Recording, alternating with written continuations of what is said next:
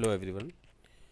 पिछली वीडियो में हम देख चुके हैं कि मंगोडीबी शेल के ज़रिए से हम कैसे अपने लोकल डेटाबेस से और मंगोडीबी एटलस यानी क्लाउड से हम कैसे कनेक्शन इस्टेब्लिश करते हैं और कैसे अपना वर्क करते हैं, यानी क्रिएट करते हैं डेटाबेसेस को और वहाँ पे अपनी क्यूरी वगैरह करते हैं। अभी भी यही मैं सोच रहा था कि मंगोडीबी कंपास को लास्ट इसमें शेल के ख़त्म होने पे रखूँगा, लेकिन अभी कहते हैं ना, लगे हाथ चीज़ पूरी कर डालें, क्योंकि अभी हमारे पास कनेक्शन स्ट्रिंग भी है एटलस की। और अभी अपने मंगोडीबी शेल को भी वैसे समझा है पोर्ट को चेंज करना। तो इसी के साथ में हम कनेक्शन मंगोडीबी कंपास से भी सीख लेते हैं, क्योंकि अभी कंपास एक ग्राफिकल यूज़र इंटरफेस है। हमें वर्क कर सकते हैं, सेम वर्क कर सकते हैं जो शेल के साथ में करते हैं वही कंपास के साथ में कर सकते हैं। क्योंकि कंपास हमारे लोकल कंप्यूटर पे एक सॉफ्टवेयर इंस्टॉल के तौर पे इंस्टॉल होता है, तो हम यहाँ पे लिखे मोंगोडीबी।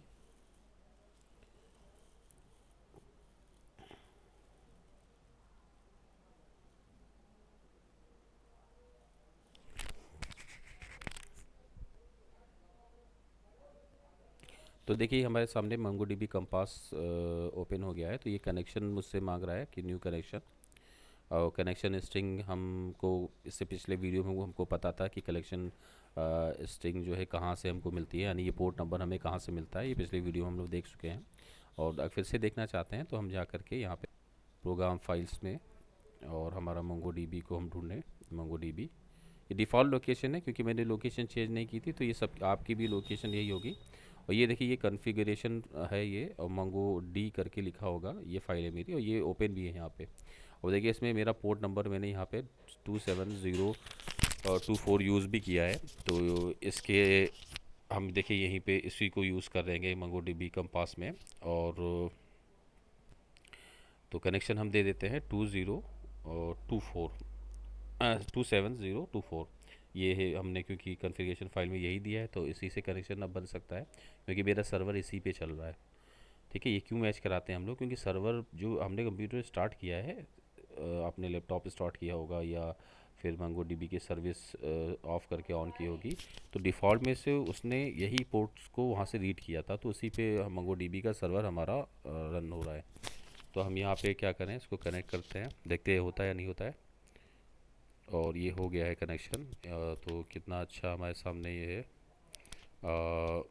तो वही काम जो हम कर रहे थे मंगोडीबी शेल से लोकल डेटाबेस में, हम वही काम वही चीज़ हमको ग्राफिकल यूज़र इंटरफेस में मिला है। फ़ायदा ये होता है कि यहाँ पे हम कमांड के बगैर पहले ही से बहुत सी चीज़ें देख रहे हैं। अब जैसे हमें पता है कि हमारे पास इतने डेटाबेसेस हैं, और इसमें करम नाम का डेटाबेस है, ठीक है। और यहाँ पे एम्प्लॉई नाम का कलेक्शन है उसके अंदर। और देखिए इसमें 2 एम्प्लॉयज़ भी हमारे सामने हैं। तो हम वही काम जो इंसर्शन वगैरह है कर सकते हैं। अब मान लीजिए किसी एम्प्लॉई को हम ढूंढना चाह रहे हैं, तो यहाँ पे हम उसके नाम से यहाँ पे क्यूरी कर सकते हैं। तो हम यहाँ पे लिखें नेम, मान लीजिए बहुत सारे इसमें डेट होते हैं एम्प्लॉयज़, और हमें सूरज नाम के एम्प्लॉयज़ को ढूंढना है। तो नेम लिखते हैं, उसके आगे हम लिखते हैं सूरज, ठीक है, नेम सूरज। और फिर यहाँ पे फाइंड हम बटन पे क्लिक कर दें। अब देखिए वही हमारे सामने लोग आ गए हैं जो सूरज जिनका नाम था। हम सैलरी पे भी ऐसे फ़िल्टर लगा सकते हैं कि सैलरी हमें वो लोग चाहिए, तो सैलरी पे आप फ़िल्टर लगाना है, तो यहाँ पे लिख करिए सैलरी, सॉरी स्पेलिंग, सैलरी। और फिर उसमें हम क्या चाहते हैं, सैलरी जिनकी कितनी हो, मान लीजिए सैलरी किसी की 10,000 हो। तो अब हम इस पर फाइंड क्लिक करते हैं, तो देखिए कुछ कोई रिज़ल्ट नहीं, किसी की सैलरी 10,000 नहीं है। तो हम एक क्या करते हैं कि एक ग्रेटर देन का हम अपना एक्सप्रेशन यूज़ करते हैं कि जिनकी सैलरी ग्रेटर देन मान लीजिए 5,000 हो, तो हम यूज़ करते हैं एक्सप्रेशन। तो यहाँ पे हम एक्सप्रेशन पास करते हैं, ठीक है। और उसके अंदर लिखते हैं $GT। देखिए हमारे सारे सामने ढेर सारे जो एक्सप्रेशन है वो आ गए हैं, जो पहले से हमारे लिए मौजूद हैं।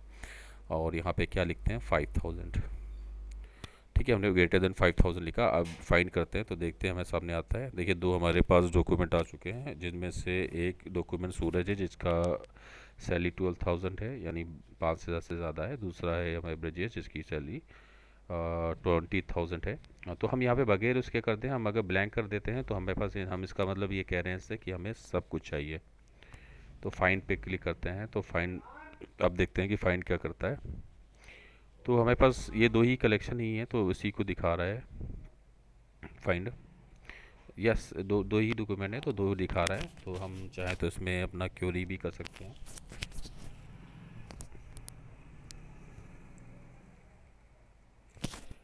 नाउ हम चाहें तो इसमें डेटा को, डॉक्यूमेंट को ऐड भी कर सकते हैं। तो डॉक्यूमेंट ऐड करने के लिए हमें इंसर्ट डॉक्यूमेंट पे जाना होगा।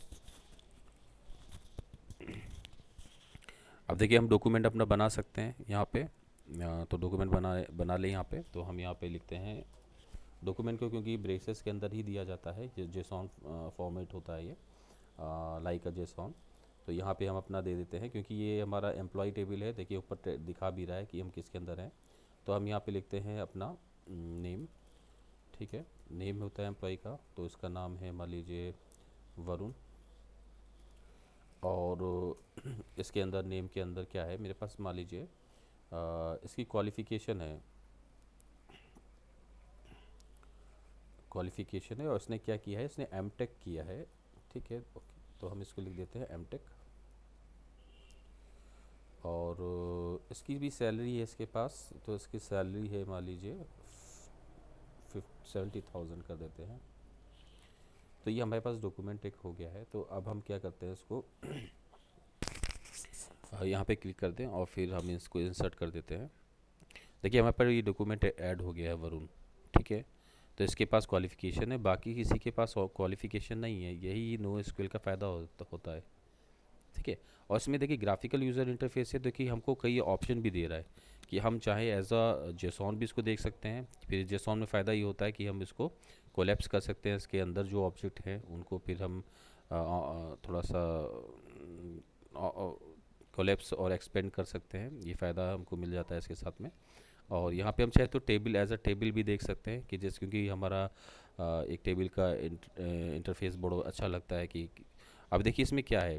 अब अगर टेबल इंटरफेस में हम देखते हैं तो ये एज अ टेबल नहीं इसने कुछ हमारा है, लेकिन एक हम यूआई दिखाई उसने, ताकि हम इसको टेबल रूप में देख करके हम अगर इजीली समझना हमको अच्छा लगता है तो ऐसे कर लें।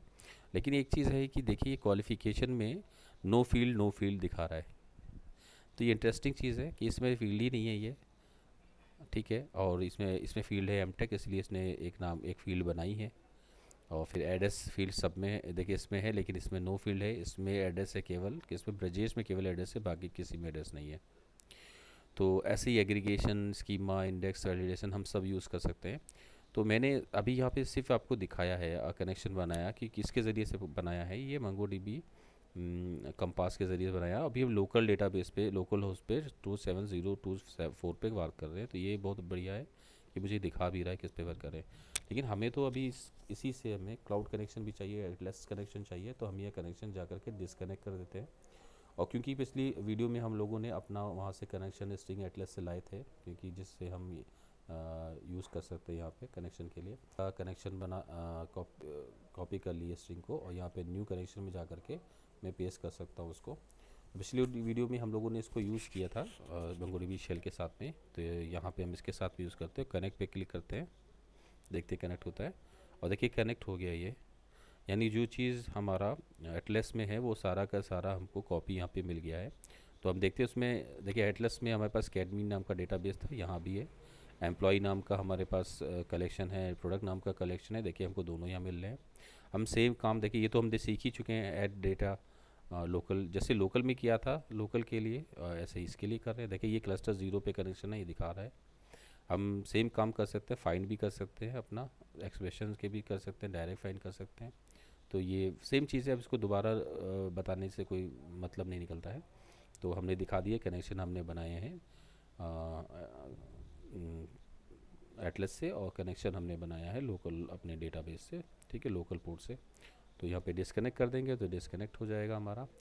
तो आज की वीडियो के लिए मेरे यही हमारे लिए था कि हम कंपास से कैसे काम करते हैं। तो क्योंकि अभी मैंने शेल का दिखाया था आपको, इसीलिए इसी नेक्स्ट वीडियो में कंपास दिखाना भी एक बेहतर रहता। तो आप इससे भी काम करिए, उससे भी काम करिए, और बाकी डिटेल्स में तो हम कंपास से भी थोड़ा सा बहुत आगे देखेंगे। आज की वीडियो में बस इतना ही है। Thank you.